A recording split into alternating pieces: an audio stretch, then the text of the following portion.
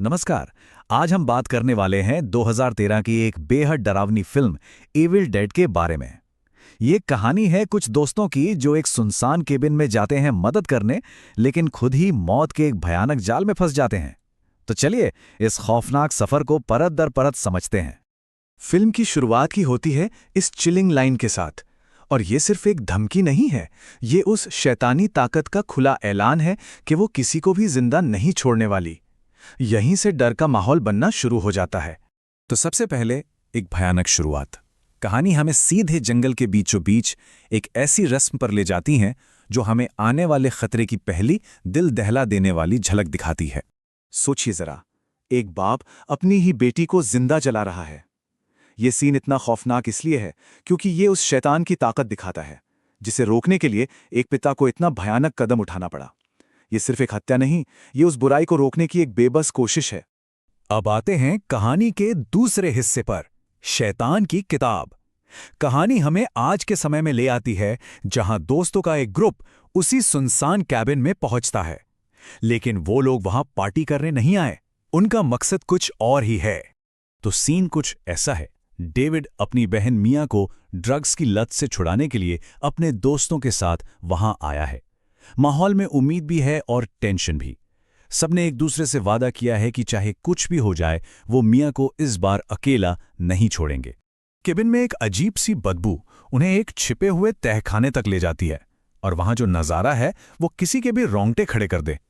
हर तरफ मरे हुए जले हुए जानवर लटके हैं, और उन्हीं के बीच रखी है वो एक किताब जो कांटेदार तारों में लिपटी है, जैसे कोई चाहता ही नहीं था कि उसे खोला जाए। और यहीं पर होती है वो एक गलती जो इन सब की जिंदगी पर भारी पड़ जाती है। एरिक अपनी क्यूरियोसिटी रोक नहीं पाता और नैचरोम डिमोंटो नाम की उस किताब से कुछ शब्द पढ़ देता है। उसे पता भी नहीं चलता कि उसके मुंह से निकले इन शब्दों ने जंगल में सोई एक सदियों पुरानी भयानक बुराई को जगा दिया है। अब आता है तीसरा हिस्सा, मौत का खेल। जैसे ही वो शैतान जागता है, वो कैबिन एक कैद खाना बन जाता है, और फिर शुरू होता है मौत का एक ऐसा खेल जहां एक एक करके सबको शिकार बनना है। शैतान बहुत चालाक है। वो उनके डर और उनके रिश्तों को ही अपना हथियार बनाता है। शाम होते होते मियाँ उसके कब्जे में आ जाती है, और आधी रात तक तो कई दोस्त एक दूसरे के ही दुश्मन बन जाते हैं और मारे जाते हैं। अब किसी को किसी पर भरोसा नहीं रहा। मियाँ के मुंह से निकले ये शब्द अब मियाँ के नहीं बल्कि उस शैतान के हैं। ये एक सीधी धमकी है, एक ऐलान कि उसका इरादा सिर्फ डराना नहीं बल्कि सबको खत्म कर देना है। और रही सही कसर प्रकृति पूरी कर देती है। एक भयानक तूफान आता है और जंगल से बाहर निकलने का जो एकमात्र पुल था वो भी बह जाता है। मतलब अब भागने के सारे रास्ते बंद। वो उस केबिन में उस शैतान के साथ पूरी तरह से फंस चुके हैं।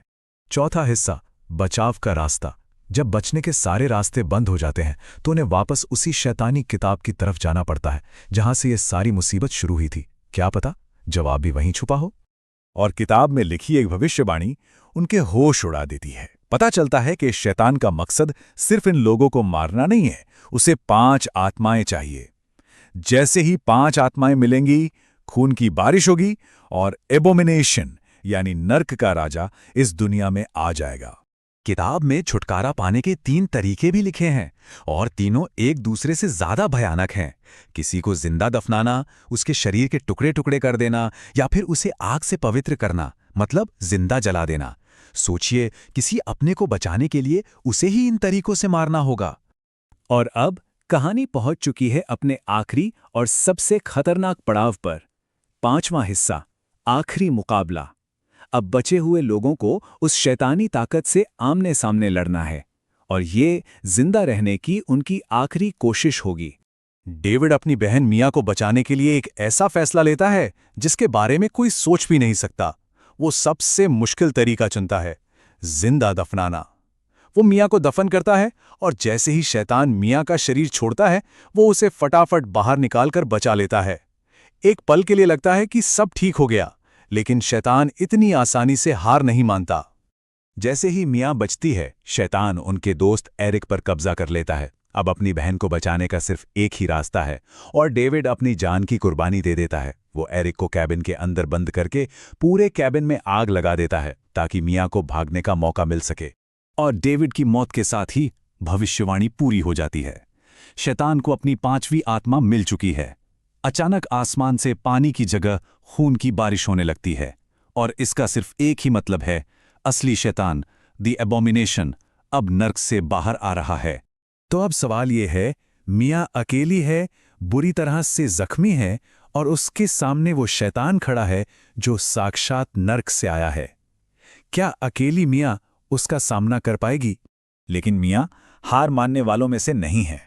जिंदा रहने की उसकी इच्छा इतनी मजबूत है कि वो अपना फंसा हुआ हाथ खुद ही काटकर अलग कर देती है, और फिर एक चेनसॉ उठाकर वो उस शैतान से लड़ती है और उसे टुकड़ों में काटकर वापस वहीं भेज देती है जहां से वो आया था।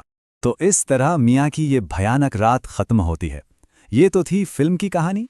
चलिए अब जरा ये भी देख लेते हैं कि इस फिल्म ने असल दुनिया में यानी बॉक्स ऑफिस और क्रिटिक्स की नज़र में कैसा परफॉर्म किया। IMDb पर इस फिल्म को 6.5 की रेटिंग मिली। अब देखिए, एक हॉरर रीमेक के लिए, खासकर इतनी खूनी फिल्म के लिए, ये रेटिंग काफ़ी अच्छी मानी जाती है। मतलब दर्शकों को फिल्म का ये नया, ज़्यादा डरावना अंदाज पसंद आया। और जहां तक कमाई की बात है तो फिल्म जबरदस्त हिट रही। सिर्फ $17 मिलियन के छोटे से बजट पर बनी और दुनिया भर में कमाए लगभग $97 मिलियन, यानी अपने बजट से 5 गुना से भी ज्यादा। ये एक बहुत बड़ी कामयाबी थी। फिल्म खत्म हो जाती है, मियाँ बच जाती है, लेकिन एक सवाल पीछे रह जाता है। किताब तो शायद जल गई, पर क्या इस तरह की शैतानी ताकत को कभी हमेशा के लिए खत्म किया जा सकता है? ये एक ऐसा सवाल है जिसका जवाब शायद किसी के पास नहीं।